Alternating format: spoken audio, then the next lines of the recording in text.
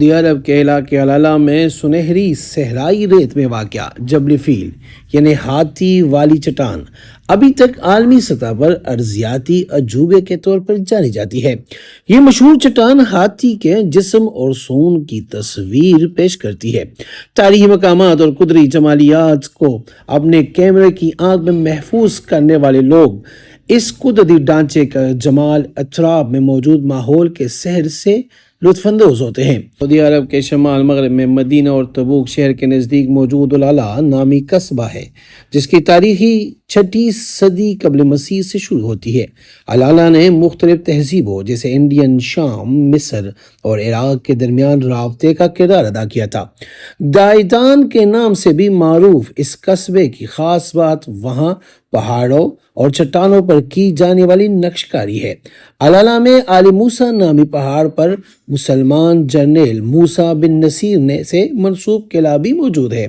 یہ تاریخی مقام ایک طویل عرصے تک عام عوام اور سیاحوں سے چھپا ہوا تھا، لیکن اب سعودی حکومت نے ملک میں سیاست کو فروغ دینے کا سلسلہ شروع کیا اور علالہ کا قصبہ اس منصوبے کا اہم جز ہے۔ اقوام متحدہ کے ادارے برائے ثقافت یونیسکو کے مطابق علالہ کے قصبے میں 111 مزار ہے اور جن میں اکثریت پر نقش کاری کی گئی ہے اور چند چٹانوں پر 6 صدی قبل مسیح سے لے کر پہلے صدی قبل مسیح تک عرب خطے میں موجود نباتات بادشاہت کے دور کی کندہ کاری بھی موجود ہے۔ السلام علیکم ورحمۃ اللہ وبرکاتہ۔ میں ہوں آپ کا اپنا سید اخلاق حسین شاہ اور آپ دیکھ رہے ہیں روحانی ہیلنگ اکیڈمی۔ اگر ابھی تک آپ نے ہمارے چینل کو سبسکرائب نہیں کیا تو برائے مہربانی ہمارے چینل کو سبسکرائب کریں اور بیل آئیکن کو کلک کریں تاکہ ہماری ہر نئی آنے والی ویڈیو کا نوٹیفیکیشن آپ کو بر وقت مل سکے۔ چند مورخین کے مطابق علالہ کی مسلمانوں میں بھی اہمیت ہے، کیونکہ آخری نبی حضرت محمد مصطفیٰ صلی اللہ علیہ وآلہ وسلم کا اسلام نے غزوہ تبوک میں شامل ہونے کے لیے اسی علاقے سے گزرے تھے۔ سعودی عرب کے ولی عہد محمد بن سلمان نے فرانس کے ساتھ اس سال معاہدہ کیا ہے، جس کے تحت علالہ کے مقام کو سیاحوں کے لیے تیار کیا جائے گا۔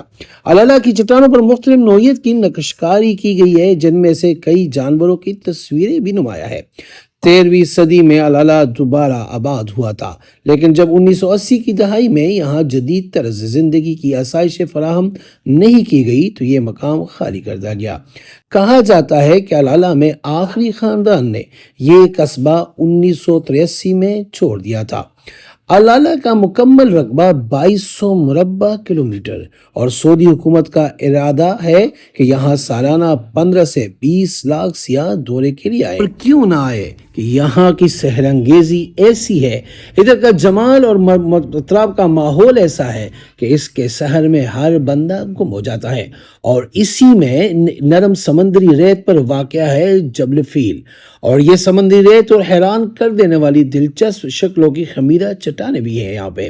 اشرف نے واضح کیا کہ جبل فیل ایک ضخیم چٹان ہے جس کی زمین سے اونچائی 50 میٹر ہے۔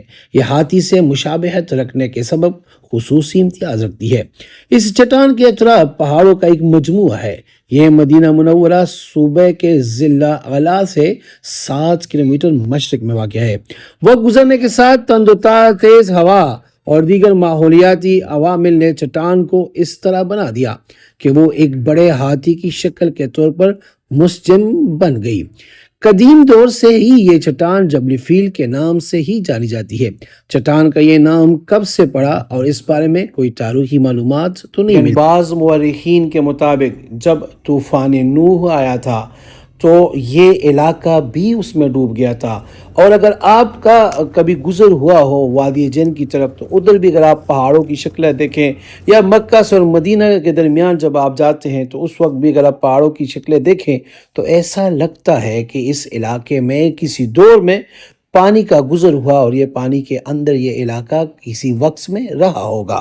علالہ کا یہ مکمل رقبہ جو 22,000 مربع کلومیٹر پر محیط ہے، رب کی ربوبیت کا ایک ادنا سا شاہکار ہے۔ اگر سعودی حکومت اپنے منصوبے پر عمل درآمد کرانے میں کامیاب ہو گئی تو 6 صدی قبل مسیح میں نباتات بادشاہت کی قیادت میں قائم کیے جانے والا علالہ کا قصبہ ایک بار پھر سیاحوں کا مرکز بن سکتا ہے، اور یہ وہ تاریخی علاقے ہیں کہ جس سے بہت زیادہ انبیاء کرام کا گزر رہن اور بسر ہوا ہے۔ میری دعا ہے کہ اللہ پاک ہم سب کو بار بار مکہ اور مدینہ کی زیارت نصیب فرمائے، اور جو اس ویڈیو کو دیکھے اللہ پاک ان کے دل کی تمام جائز مرادیں پوری فرمائے اور ان کو ہر قسم کی پریشانی سے دور فرمائے، آمین۔